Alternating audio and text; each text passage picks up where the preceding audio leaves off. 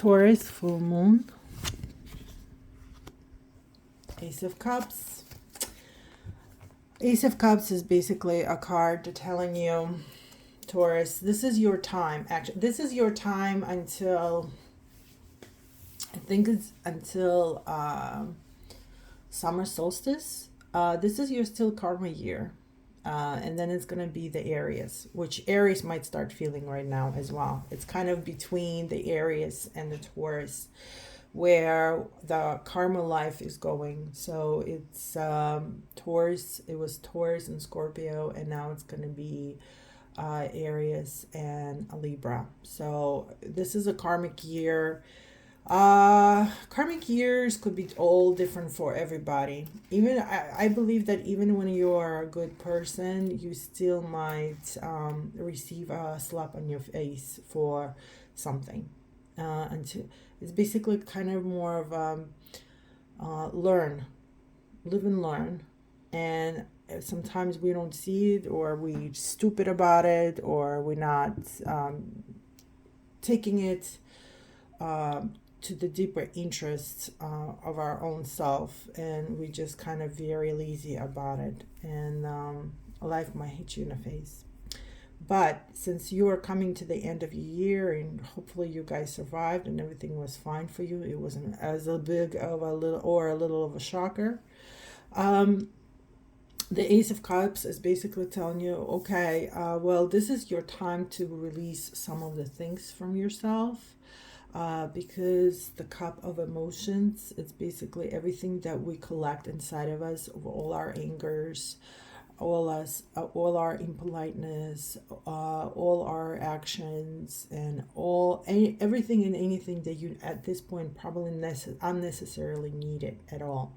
Like, you don't need it. This is not necessary for you at all, because it seems like you are ready, or I don't know if you think you're ready, but basically the universe saying you're ready. You are ready to move on and receive more of the goodness from life. But your cup is too full of useless past things that don't serve you anymore. And if we're collecting them because we think they might serve us sometime or someday, but really it's over, it's done. That life is gone. It will never come back. You can have a wonderful memories, but it doesn't mean you have to keep all the negativity of that, because it's really unnecessary. And instead of a negativity, the universe is basically telling you, look, we would like to give you some positivity. Have a better life, have more happiness, have more joy, have more friends, have more family love, have feel the center of a universe in your own little world. But you got to get rid of everything else. So how do you get rid of? You basically maybe talk over yourself, with yourself, talk about every idea that you did, and say, you know what, well, back in the day I was this and this and that, and you know what, I'm forgiving myself for that. Or, or even the stories that maybe now when you're an adult you can see why and how this happened, because now you evolved from a child and you already know the difference between the child thinking and the adult thinking, and hopefully you see the difference. And when you see the difference, you can understand and realize that part of nature and part of human nature is also big mistakes in life. And yes, they can be very hurtful and painful, but you're the only one is holding on to them, nobody else. That's the thing. No one else is holding on but you. This is the only thing we're sometimes holding on to. It seems like we're just hanging on this rope where we actually can get our feet out and find the ground and just move on. You don't have to be hanging on the same spot all your life. It's not necessary. And Ace of Cups is basically telling you, no matter how small or how big your problem is, it's time for it to get away from you, to release it. Feel like you're opening the door of your own gut and allowing this anger and issues just to leave you. The universe wants to take them for you and give you just emptiness in a way where you can fill with other positive things in life. So what's your advice? Let's see.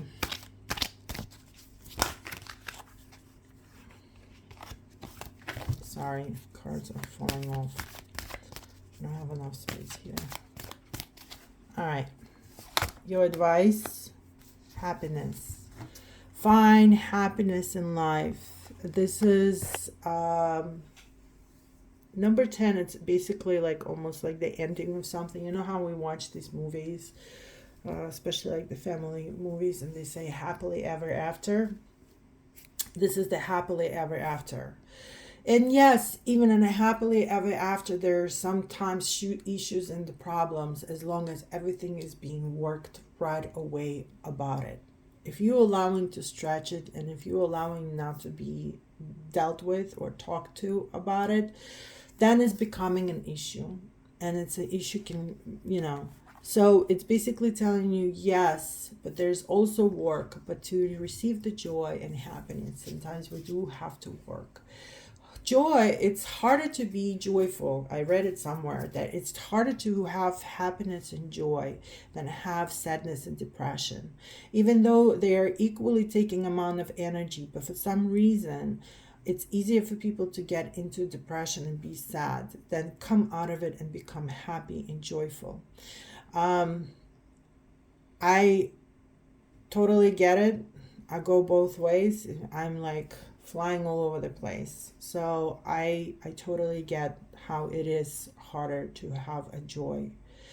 And I think a lot of things we just don't have to learn not to take seriously with our hearts and with our souls, because a lot of things were just meant to be said, not really hurt you, or something had to be done where it really did not meant to hurt you either. So I don't know, but that's a whole other field of that. But basically what the card is telling you, you need to find joy and happiness in your life for you to continue to receive the happiness and the joy that you want.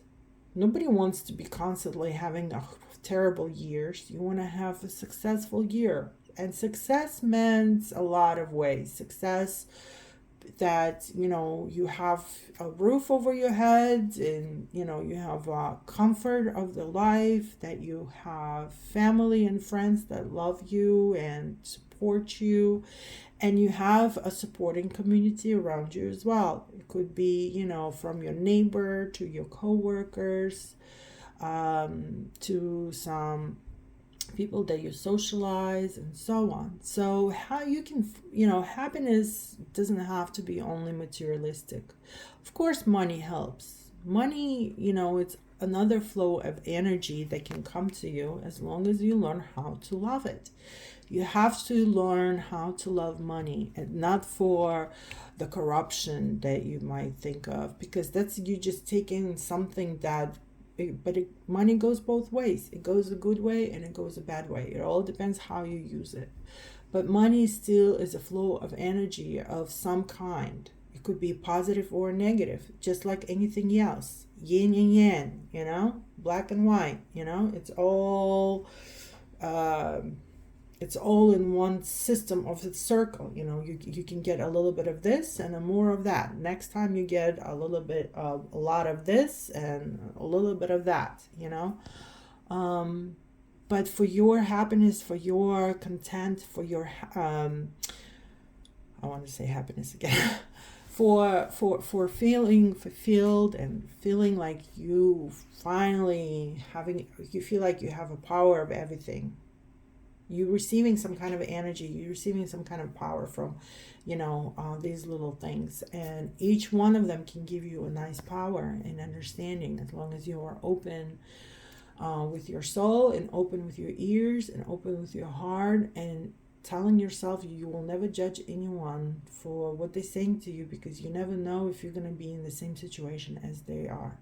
Maybe these are just people coming towards you and telling you an experience that they had, basically almost helping you to prevent some of the mistakes that you might do in the future. But then you might not even realize that this is happening to you. So you always have to be open to anything, because that story might come back in your head and you'll remember what that person said to you. So be open, Taurus. That's the only way. If you like the way I do the stories, hit like, subscribe, and we'll follow for something. I'm sure new moon's coming up, and we did already the April, so check that one out. And oh yeah, solar eclipse coming up. I don't know if we're supposed to do the cards because it's usually not the best time to do anything. Just sit tight, put your head down and just try to go through it.